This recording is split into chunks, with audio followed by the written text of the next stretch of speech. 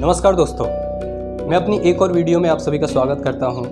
मेरे एक सब्सक्राइबर ने मुझे ईमेल किया और मुझसे पूछा कि सर हमें बताएं कि एक चूहे को मारना पाप होगा या नहीं, और साथ ही उसने क्वेश्चन किया कि एक मच्छर को भी मारना पाप होगा या नहीं, इसको भी बताएं। तो मैं इसको क्लियर करते हुए एक बार में एक जवाब दे दूँ, बिना किसी लाग लपेट के बात को इधर उधर घुमाए। सीधी सी बात है कि चूहे को मारना पाप होगा, बिल्कुल पाप होगा।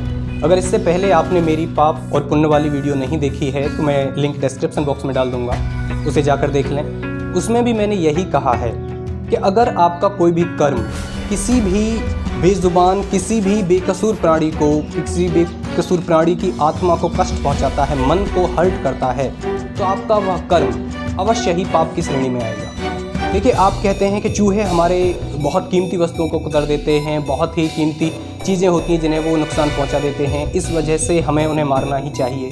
तो मैं आपको बता दूं, हर प्राणी इस धरती पर अपना कर्म करने आया है।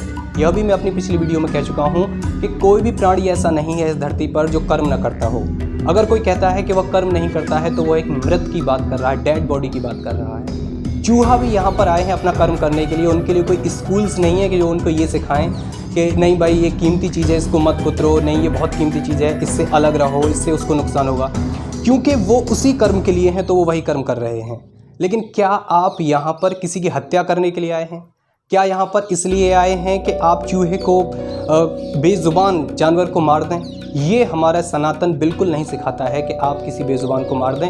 एक बात में बात ख़त्म होती है, चूहे को मारना पाप होगा।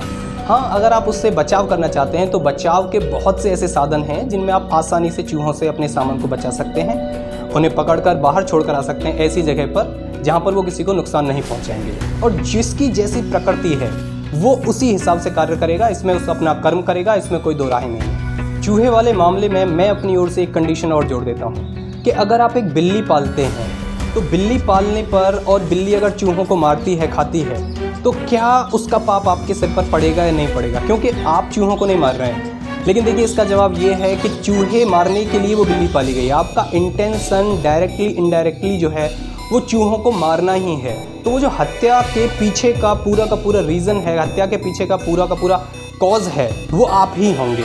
तो चूहों को कहीं ना कहीं बिल्ली को पाला जा रहा है, बिल्ली चूहों को मार रही है, और उसके कारण आप ही हैं। तो उसका जो पूरा का पूरा पाप पड़ेगा, उसका पूरा का पूरा जो कर्म है वो आपके द्वारा ही हो रहा है, उसका पाप भी आपके ऊपर पड़ेगा। अब हम देते हैं उस लास्ट क्वेश्चन का जवाब कि क्या मच्छरों को मारना पाप होगा या नहीं होगा। तो देखिए, है तो मच्छर बेशक जीव ही, लेकिन इस जीव की वजह से बहुत सारी परेशानी है। एक गंदगी से पैदा हुआ एक जीव है, तो इसको मारने में कोई ऐसी तकलीफ़ नहीं है। मच्छर को मारा जा सकता है, कोई पाप नहीं है।